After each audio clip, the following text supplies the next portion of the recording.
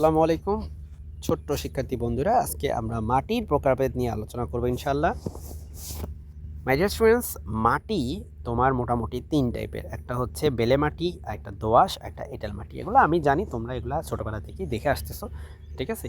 তো এখন বেলে মাটি কি? বেলে মাটি হচ্ছে এই মাটিতে শতকরা 70 ভাগ, মানে ধরো যে 100 কেজি যদি নিই, তার মধ্যে 70 কেজি থাকবে বালিকণা। বুঝতে পারছো? 70 ভাগ মানে এটা বালিকণা থাকবে। বালি বালি তো বুঝো নাকি? মোটা কণাযুক্ত বেলে মাটিতে ফসলের চাষ করা যায় না, তবে বেলে মাটিতে প্রচুর কম্পোস্ট, গোবর ও সার প্রয়োগ করে চীনা, কাউন, ফুটি, আলু, তরমুজতে চাষ করা যায়। তোমরা জানো যে আলু, তরমুজ, কিন্তু আলু এগুলো একটু এগুলো একটু বালি টাইপের মাটিতে বেশি হয়। বালি, তাই বলে বালির উপর আবার না, কারণ বেলে মাটিতে তোমার 70 ভাগ বালি থাকে, তার মানে 100% বালির উপর আবার করলে সেটা ভালো হবে না। তার উপর একটু কম্পোস্ট সার, একটু গোবর টোবর এগুলো যদি দাও তাহলে ভালো হবে। আর আমি সার নিয়ে কিন্তু অন্য একটা ভিডিওতে আলোচনা করছি ডিটেলসে।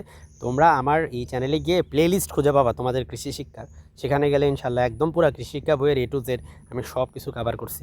আশা করি দেখে তুমি উপকৃত হবা। এরপরে দেখো মাই ডিয়ার স্টুডেন্টস, দোআঁশ মাটি কি?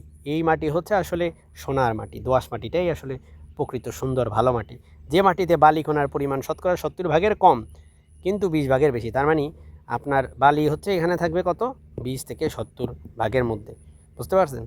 তো দোআঁশ মাটি এটাকে বলে। তবে আদর্শ দোআঁশ মাটিতে অর্ধেক বালিকণা, অর্ধেক পলি ও কর্দম কণা থাকা আবশ্যক। তার মানে আদর্শ দোআঁশ মাটিতে আপনার 50% হচ্ছে বালি আর বাকি 50% হচ্ছে পলি ও কর্দম কণা। কর্দম মানে হচ্ছে কাদার কণা। চাষাবাদের জন্য এই মাটি খুবই উত্তম, এটা সবাই জানি। দোআঁশ মাটি চাষাবাদের জন্য উত্তম মাটি। এই মাটিতে সব ধরনের ফসল ভালো জন্মে। বাংলাদেশের অধিকাংশ এলাকায় মাটি দোআঁশ প্রকৃতির। দোআঁশ মাটিকে আবার 3 ভাগে ভাগ করা যায়। একটা হচ্ছে বেলে দোআঁশ, তার মানে এখানে বালির পরিমাণ বেশি। একটা হচ্ছে পলি দোআঁশ, তার মানে এখানে পলির পরিমাণ বেশি। একটা হচ্ছে এঁটেল দোআঁশ, তার মানে এখানে এঁটেলের পরিমাণ বেশি।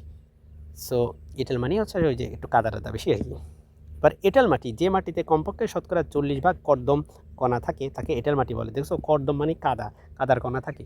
সো এই মাটিতে শতকরা 40 ভাগ, কমপক্ষে 40 ভাগ থাকতে হবে, এর বেশি থাকলে কোনো সমস্যা নেই। এ মাটিতে পলিকণাও বেশি থাকে। হ্যাঁ, ঢাকা জেলার উত্তরাংশ, টাঙ্গাইল জেলার পূর্বাংশ এবং ময়মনসিংহ জেলার দক্ষিণ পশ্চিমাংশে এই মাটি দেখা যায়। তো এ মাটিতে চাষ করা খুব কষ্টকর। এঁটেল মাটি খুব নরম মাটি হয়। বুঝতে পারছো? জৈব সার প্রয়োগে চাষের উপযোগী করা সম্ভব। ধান, পাট, আখ, শাকসবজি এই মাটিতে ভালো জন্মে। সো এঁটেল মাটি মানে যে এলাকার মাটি যেমন আর কি, সেখানে সেগুলা বেশি হয়, ফসল বেশি, সেগুলা ফলানো হয়। ঠিক আছে? তো এগুলো তোমাদের বুঝতে হবে, জানতে হবে এগুলো। তারপরে দেখো, এই হচ্ছে আজকের মানে আর তারপরে আর কিছু দেখার নাই। এটাই হচ্ছে আজকে মাটির প্রকারভেদ নিয়ে আলোচনা। আশা করি পরবর্তী ভিডিও দেখবা।